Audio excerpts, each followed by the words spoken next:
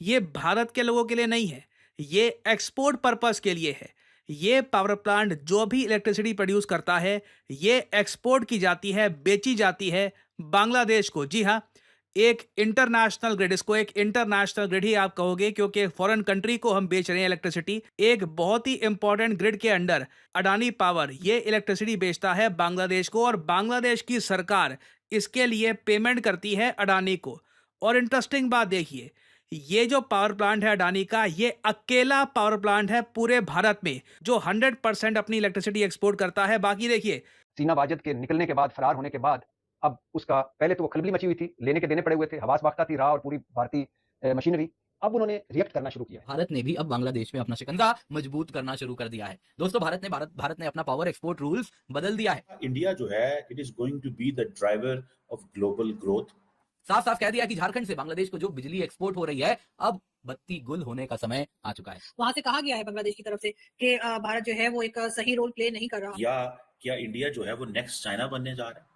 अब ये वो वाली गवर्नमेंट नहीं है जो it will take it line down कि भाई आपने कुछ किया, हम नहीं किया। इंडिया आल्सो नोस कि कहां पर लीवर्स दबाए जा सकते हैं, कहां उनको घाटा किया जा सकता है। जो बड़े बड़े थिंक टैंक हैं, उनकी एक रिपोर्ट पब्लिक हुई है और उसमें बताया गया कि भारतीय खुफिया एजेंसी 2 पॉइंट्स पे काम कर रही है। एक, हसीना वाजिद की वापसी, और दूसरा, बांग्लादेश में कई पावर प्लांट आपको भारत में मिलेंगे जहां पर ज़्यादातर जो इलेक्ट्रिसिटी प्रोड्यूस की जाती है वो भारत के लिए होती है। कुछ एक्सेप्शनल केसेस में थोड़ी बहुत इलेक्ट्रिसिटी वो किसी थर्ड पार्टी के जरिए बेचते हैं किसी और देश को। बट अडानी का जो ये पावर प्लांट है, दिस वाज वेरी यूनिक। और 2017 में जब मोदी जी गए थे बांग्लादेश में एक विजिट पर, उस दौरान एक एग्रीमेंट साइन किया गया था बांग्लादेश की सरकार और अडानी पावर के बीच में कि इस तरीके से पावर प्लांट काम करेगा। और इंटरेस्टिंग बात देखिए, ये जो पावर प्लांट है, आरोप कांग्रेस पार्टी इस प्लांट पे ये लगाती है कि यहाँ पर हो क्या रहा है कि अडानी पावर कोयला परचेज करता है ऑस्ट्रेलिया से। जी हाँ, इधर यहाँ पे आप देख पाओगे, ये ट्वीट है जयराम रमेश की। जयराम रमेश कांग्रेस के बहुत बड़े नेता हैं। ये कह रही हैं कि देखिए, ये जो पावर प्लांट है और जो ये बिजनेस है काफ़ी अजीब सा है, क्योंकि अडानी इंपोर्ट करता है कोयला ऑस्ट्रेलिया से, उससे जनरेट करता है पावर झारखंड में और फिर इसको सप्लाई करता है बांग्लादेश को। तो अब ये लोग यहाँ पर ये कंप्लेन कर रहे हैं कि रिसेंटली भारत सरकार ने जो कानून चेंज कर दिया है, जिसके अंडर अब अडानी के इस पावर प्लांट को इजाजत ये है कि कल को अगर मान लीजिए बांग्लादेश की सरकार के साथ इनका एग्रीमेंट टूट जाता है या फिर बांग्लादेश की सरकार अडानी को पेमेंट करना बंद कर देती है, तो इमीडिएटली ये पावर प्लांट हम इंडिया का जो नेशनल ग्रिड है उससे जोड़ सकते हैं और भारत में ये जो इलेक्ट्रिसिटी है ये सप्लाई कर पाएगा। तो मतलब कि ये पावर प्लांट लॉस में नहीं जाएगा। कल को बांग्लादेश एज ए कस्टमर निकल भी जाता है तो अडानी पावर प्लांट भारत में ही इलेक्ट्रिसिटी सप्लाई करता रहेगा। और इधर आप देख पाओगे जो नई गाइडलाइंस निकली है, जो रूल्स चेंज किए गए हैं regarding import export of electricity. जी हेलो दोस्तों, मैं हूं कमर चीमा। उम्मीद है आप लोग ठीक होंगे। दोस्तों, पाकिस्तान के अंदर आजकल ये एक तासुर दिया जा रहा है कि शायद बांग्लादेश के साथ हमारे ताल्लुकात बेहतर हो सकते हैं, चीज़ें बड़ी नॉर्मलाइज हो सकती हैं। मैं बताना चाहता हूं कि ऐसी कोई चीज़ नहीं होने वाली। बांग्लादेश जितना डिपेंडेंट है इंडिया के ऊपर, हम तो ये सोच भी नहीं सकते कि बांग्लादेश जो है वो पाकिस्तान के साथ नॉर्मलाइज करेगा। देखिए, 1971 से पहले ज़ाहिर बात है बांग्लादेश और पाकिस्तान की एक हिस्ट्री है, हम एक अंदाज से सोच रहे थे, एक सब चीज़ें कर रहे थे, लेकिन उसके बाद ज़ाहिर बात है बांग्लादेश ने अपनी एक हिस्ट्री बनाई है और हमारे लिए थोड़ा-सा मुश्किल है आज के दौर में बांग्लादेश से एंगेज करना। कल ये पाकिस्तान में ये भी कहा जा रहा है कि कई लोग ऐसे थे, भारत की साबिक़ वज़ीर-ए-आज़म इंदिरा गांधी कहती थी कि हमने टू नेशन थ्योरी जो है we have drowned it in the bay of Bengal. तो आज हम देखते हैं बांग्लादेश में क्या हो रहा है। लेकिन मैं आपको ज़ाती तौर पे जो मेरी अंडरस्टैंडिंग है, जो भी हो जाए, बांग्लादेश पाकिस्तान के साथ एंगेज नहीं करेगा, उसके मल्टीपल फैक्टर्स हैं। और बांग्लादेश इंडिया के साथ क्यों एंगेज रहेगा, उसके भी मल्टीपल फैक्टर्स हैं। पहली बात, अगर पाकिस्तान के साथ देखी जाए तो देखिए, पाकिस्तान और बांग्लादेश की हिस्ट्री ऐसी है, इस हिस्ट्री में बड़ी ट्रबल्ड हिस्ट्री है, बड़ी दर्दनाक हिस्ट्री है, ठीक है। और जो कुछ 1971 में हुआ, उससे पहले जो हुआ, जो मिसट्रस्ट जनरेट हुआ और जिस तरह से पाकिस्तान ने बांग्लादेश को देखा और जिस तरह बांग्लादेश ने पाकिस्तान को देखा, वो एक ऐसी चीज़ है जो कि इर्रिवर्सिबल है, ठीक है जी। दूसरे नंबर के, सिर्फ हिस्ट्री की बात कर ली जाए तो आपको पता है कि जिस अंदाज से हिस्ट्री पढ़ी गई है पाकिस्तान में और बांग्लादेश के अंदर, आपको लगता है ये जो जनरेशन्स इमर्ज की हैं या जो जनरेशन्स जवान हुई हैं, इन्होंने उस हिस्ट्री को देखा, सुना, पढ़ा है? सुना, देखा और पढ़ा, सब कुछ किया।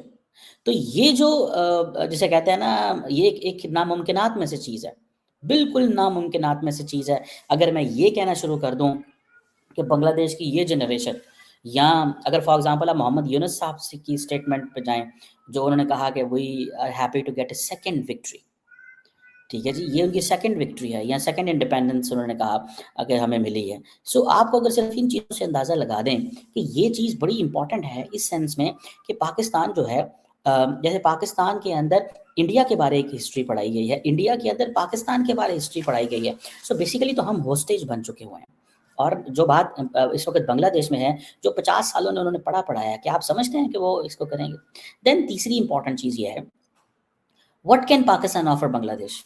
एक सवाल है कि पाकिस्तान क्या ऑफर कर सकता है बांग्लादेश को। मैं इंडिया और बांग्लादेश पे आने लगा हूँ, लेकिन पहले मैं बताना चाहता हूँ जो लोग पाकिस्तान में ये सोच रहे हैं कि इंडिया और पाकिस्तान और बांग्लादेश के मामला नॉर्मलाइज हो जाएंगे, क्या ऑफर कर सकता है? जो लोग समझते हैं कि शेख हसीना वाजा जो थी वो उन तमाम एलिमेंट्स को ख़त्म करना चाहती थी जिन्होंने उस वक्त बांग्लादेश की लिबरेशन वॉर में जो है वो की मुखालफत की, ठीक है? तो क्या ऑफर कर सकता है? क्या हम उनको कोई इकोनॉमी ऑफर कर सकते हैं, ट्रेड ऑफर कर सकते हैं, बिजनेस ऑफर कर सकते हैं?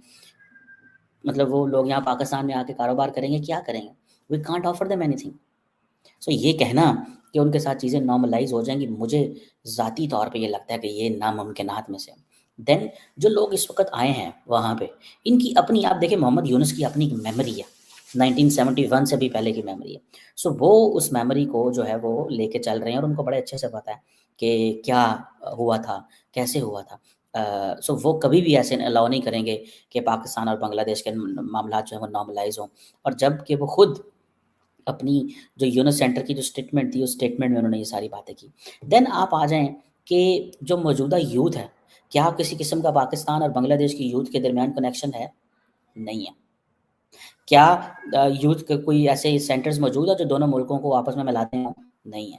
क्योंकि बांग्लादेश तो पाकिस्तान से एक ही चीज़ बार-बार कही जा रहा है, माफ़ी माँगें, माफ़ी माँगें, माफ़ी माँगें।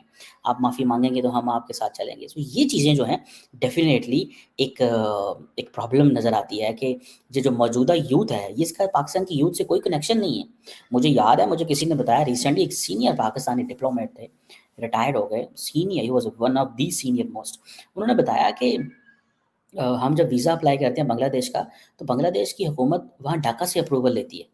तो उन्होंने कहा कि जिस स्टेचर का मैं शख्स हूँ, अगर मेरे लिए भी अप्रूवल लेनी पड़ती है कि पूरी ज़िंदगी मेरी पब्लिक लाइफ़ है, सारा कुछ है, तो मतलब क्या मामलात रह गए? तो आप क्या समझते हैं कि मौजूदा जो यूथ है वो ऐसे अलाउ करेगी? सवाल ही पैदा नहीं होता। हाँ, जो पाकिस्तान को जिस चीज़ का हुआ है कि जी, वो ये है कि इंडिया जो है वो उसकी जो पॉलिसीज़ हैं वो नाकाम हुई हैं बांग्लादेश के अंदर। इंडिया बेसिकली फेल हुआ है बांग्लादेश के अंदर, दिस इज़ व्हाट। और आप देखें कि फॉर इंडिया जो है उसके बारे में ये तासुर है कि जी वो क्या उसे बोलते हैं, उसने जो कोशिशें की, ठीक है जी, वो सारी नाकाम हो गई और वो उसने ये कोशिशें की